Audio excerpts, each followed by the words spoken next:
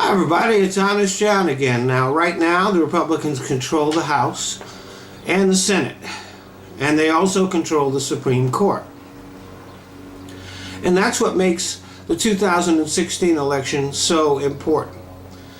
The GOP will keep control of the House no matter what happens.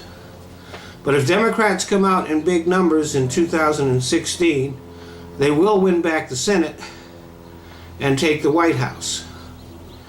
Right now it looks like a lock that Hillary Clinton is going to get the nomination for the Democrats. And let's face it, she's not going to generate the kind of enthusiasm that Obama did, especially among minorities and young people.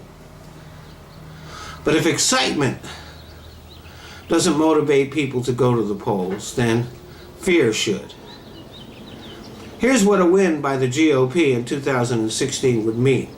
A Supreme Court controlled for years by conservative judges, which would mean more power and more rights for the corporate elite and less for the people.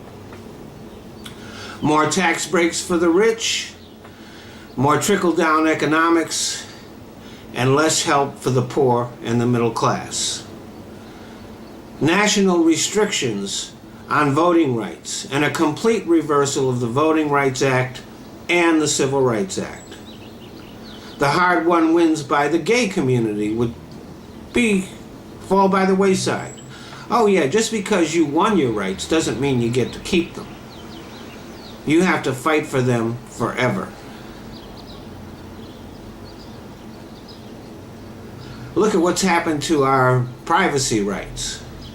Look at what's happened to a woman's rights to abortion or even birth control in places that the Republicans control.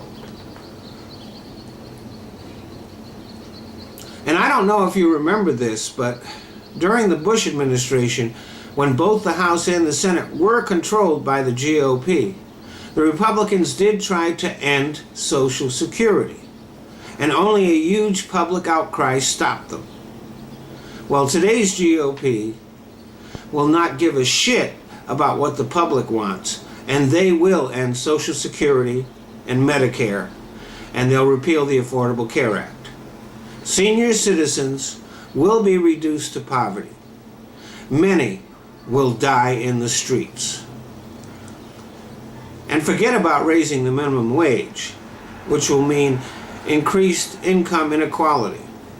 And the banks will be free to do whatever they want, which will eventually lead to another crash of the economy. So like I said, Hillary may not inspire you to go to the polls, but if she doesn't,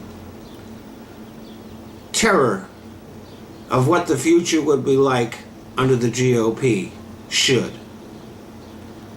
Thanks for listening.